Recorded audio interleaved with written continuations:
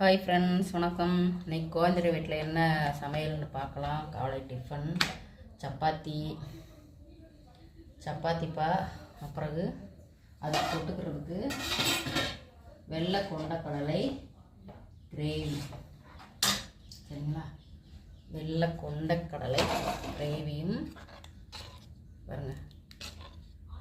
Gravy நல்லா அழகா சும்மா டேஸ்ட்டாக இருந்துச்சு அப்படின்னு சொன்னார் என் சின்ன பையன். ஸ்கூலுக்கு கிளம்பிட்டு அதெல்லாம் சாப்பிட்டு எடுத்துகிட்டு கிளம்பியாச்சு. சரிங்களா? எனக்கு இன்னைக்கு பழைய சாதம். சரிங்களா? பழைய சாதத்துக்கு தொட்டுக்கிறதுக்கு முருங்கைக்கீரை பழைய சாதம், சப்பாத்தி. சரிங்களா? அப்புறம் நேற்றுக்கு கம்பு ஊற வச்சுருந்தோம்ப்பா.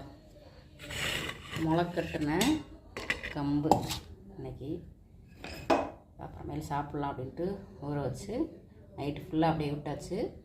இது அப்படியே முளை விட்டு வந்துடும். இப்போ லைட்டாக முளை கட்டி இருக்குது. இன்னுமே வீட்டுக்குள்ளே கொஞ்சம் குளிர்ச்சியாகவே இருக்குது. இல்லைன்னா ஒன் டேக்குள்ளே நல்லா முளை கட்டி வந்துடும். உங்களுக்கு எல்லாருக்கும் தெரியும்.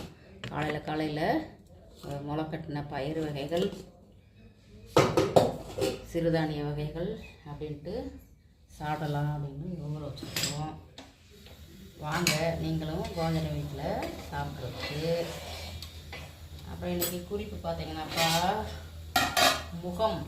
முகம் அழகு பெற கொன்றை மரத்துக்குடைய பட்டை. கொன்றை மரம் ரோட்டோரங்களில் பார்த்திங்கன்னா நல்லா பெரிய மரம் இருக்கும். எல்லோ கலரில் பூ பூக்கும். சரிங்களா?